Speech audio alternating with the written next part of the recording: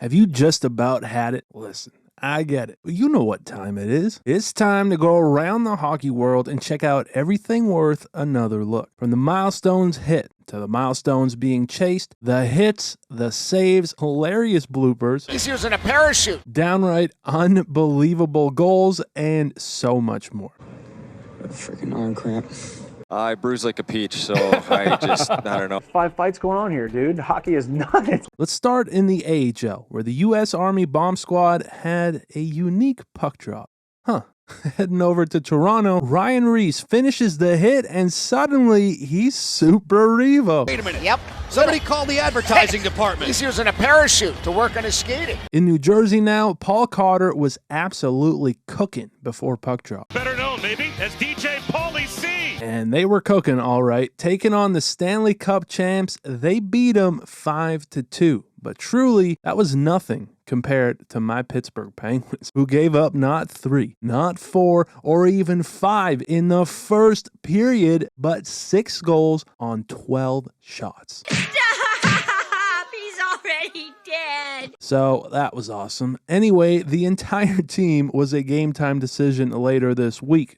No, I am not okay. Who is doing just fine, though, is Alexander freaking Ovechkin, who continues his march towards Gretzky's record. By the way, loved Vegas's tweet here. He would, however, score another later that game, as Samsonov was like, stop that man.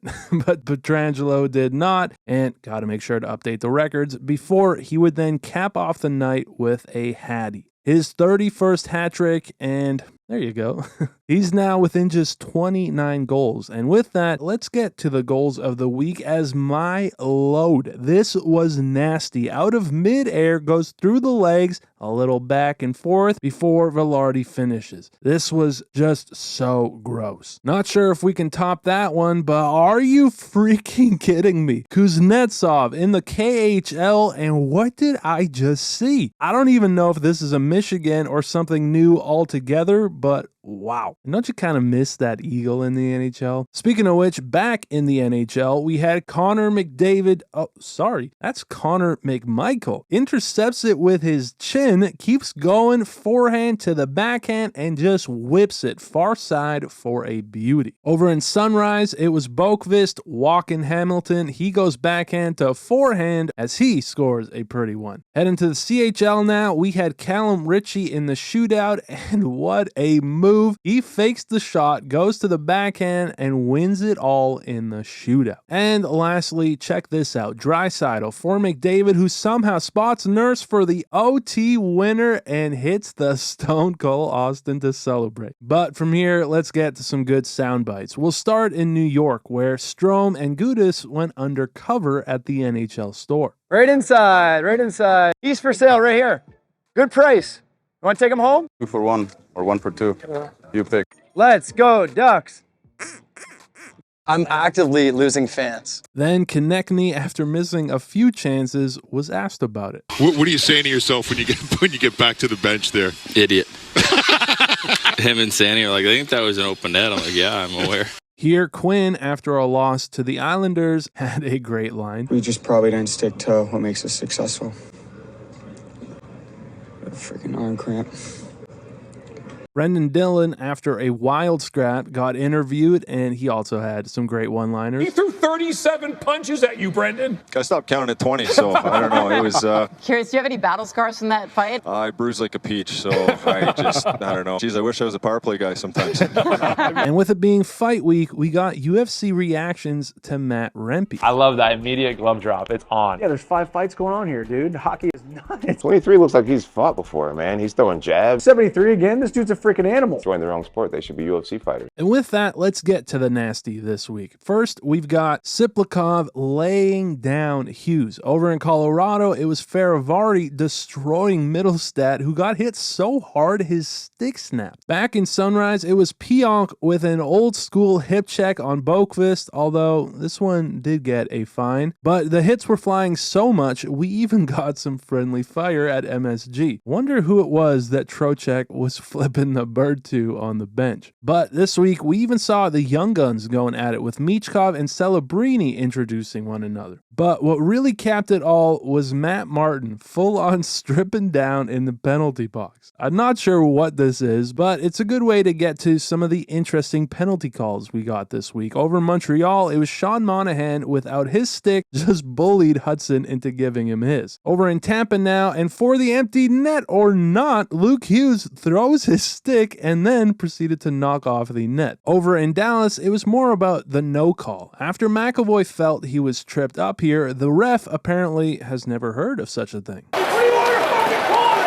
And then this one was truly insane. After Perron gets it over to Stützle, who appeared to tie the game, he was instead handed a penalty for interfering with Svechnikov's stick. Yikes. Are you kidding me? And that's about how Bedard was feeling in his homecoming. First time back in Vancouver, net empty, and he fans it. Coughs up the puck for Miller, who would seal the deal. It's been rough in Chicago lately, and in fact, here's footage of Bedard leaving the game incognito. Going through a few more quick ones, we had Marner skating like a ballerina out there.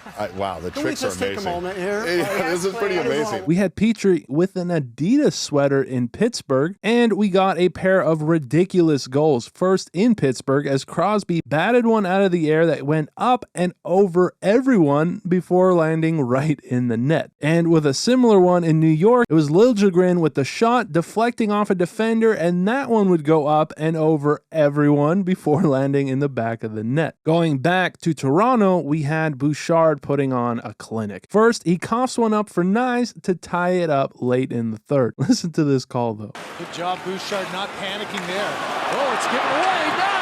Scores! You almost can't make it up, but then just a minute later, look at this back check. Feet completely stop moving, they score, and suddenly, where's bro skating to? And this is certainly not the first time this season he's done it, but anyway, from here, how about we get to the goalies? As once again, Korpisalo gave us an unbelievable set of saves. Just wow. Then in Calgary, it was Dustin Wolf getting across for a beauty, but taking a closer look, it was actually called a goal. And it is a game of inches out there, and nothing showed that better than this. A ridiculous sequence in Colorado as a sprawling Georgiev gets just enough, and it dances with the goal line. Speaking of dancing, check this out. Vejmelka breaking ankles like it's nothing. Not sure I've seen a goalie do this before. And then this was really cool. 65-year-old rec league goalie got to hit the ice and take some shots from the Sharks at practice. Pretty awesome. But lastly, over in Carolina, we got Spencer Martin not having any of it. He flashes the leather before staring down Tkachuk. Damn, dude. And he wasn't the only goalie with some attitude this week, as Vasilevsky in Tampa got called for a tripping penalty, as Vasi got a little sassy. But this also happened to be a milestone game, where he got his 300th victory, becoming the fastest goalie in NHL history to do so. And with that, let's get to what was a milestone week all around. In Edmonton, it was Connor McDavid recording his 1,000th point, the fourth fastest to do so, as this was neat. Great pass. Love you guys. Great baby. And there was plenty of love for McJesus all around. As McDavid even got choked up a bit. You guys are making me emotional, man. I'm getting emotional in my old age. Thank you, guys. Thank you very much. The Penguins also celebrated Gino's 500th career goal, and the Jets took their streak all the way to 15 dubs in 16 games to set the new record before the Panthers, who were wearing robes earlier this week, and I just wanted to show this clip, showed up and showed them who the champs are. And listen to these chants. With a sellout crowd of more than 19,000 chanting overrated at the Winnipeg Jets. A little payback for the Jets faithful. But with that, I think I'm actually going to leave it there. As always, thank you guys so much for watching. I appreciate it very much, and I'll see you in the next one.